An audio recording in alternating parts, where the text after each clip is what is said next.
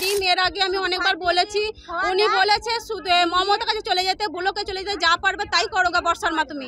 অঙ্গনওয়াড়ি কেন্দ্রে বাচ্চাদের খাবারের তালিকায় শুধু ভাত এবং ডিম। বাচ্চারা এই খাবার কিভাবে খাবে? বীরভূমের রায়পুর সুরপুর পঞ্চায়েতের অন্তর্গত নূরপুর হেতেডাঙ্গা অঙ্গনওয়াড়ি কেন্দ্রে গত 1 বছর ধরে শিশুদের জন্য খাবার বরাদ্দ থাকা সত্ত্বেও পর্যাপ্ত এবং মানসম্মত খাবার মিলছে না, এমনই অভিযোগ ক্ষুব্ধ অভিভাবকদের। আর এরই প্রতিবাদে অঙ্গনওয়াড়ি কেন্দ্রের কর্মীকে ঘিরে বিক্ষোভ দেখান অভিভাবকরা। শুধু আলু সিদ্ধ দিয়ে আলু সিদ্ধও দেয় না, শুধু ভাত। ডিমের সাথে কি ভাত খাওয়া যায়? কেউ খেতে পারে না, বড় মানুষরা খেতে পারে না, বাচ্চারা কি করে খাবে? নিয়ে যায় শুধু ডিম খায় আর ভাতটা ফেলে দিই। এগুলো কি দীর্ঘদিন ধরে? হ্যাঁ, এই 1 বছর দিকে চলছে। তার আগে থেকেও মনে হয় চলছে।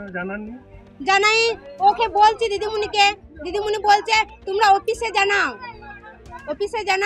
অফিসে হলুদ দেয় না। আমার পকেট 6 টাকা 7 টাকা করে ডিম, তার 1 টাকা করে আমাকে ঘাটতি দিকে লাগে, আমার পকেট দিকে যায়, তাই বলে।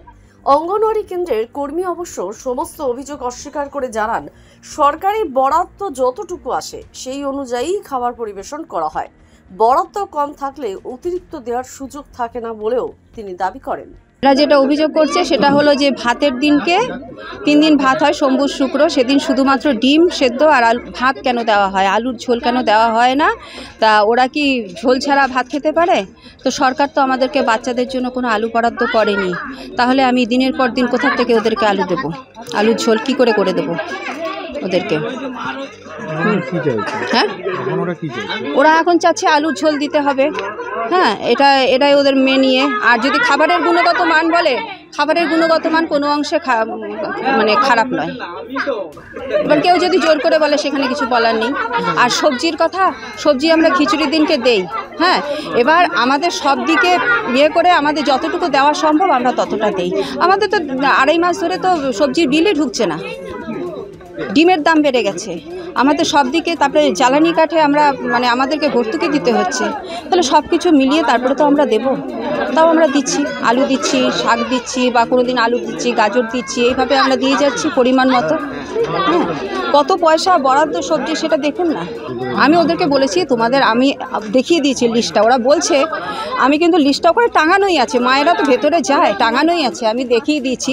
তারপরেও যদি তোমাদের কারো জিজ্ঞাসা থাকে তোমরা অফিসে যাও, অফিসে যেয়ে জিজ্ঞেস করো, আমি কিন্তু বলাই আছে আমার ওদেরকে। স্থানীয়দের অভিযোগ এবং কর্তৃপক্ষের পাল্টা ব্যাখ্যার জেরে স্পষ্ট হয়েছে যে খাদ্য সরবরাহ ব্যবস্থায় কোথাও না কোথাও গলদ রয়েছে।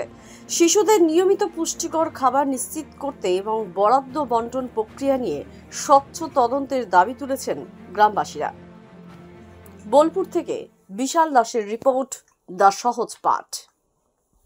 দ্য সহজ পাঠ, সহজ কথা, সঠিক তথ্য।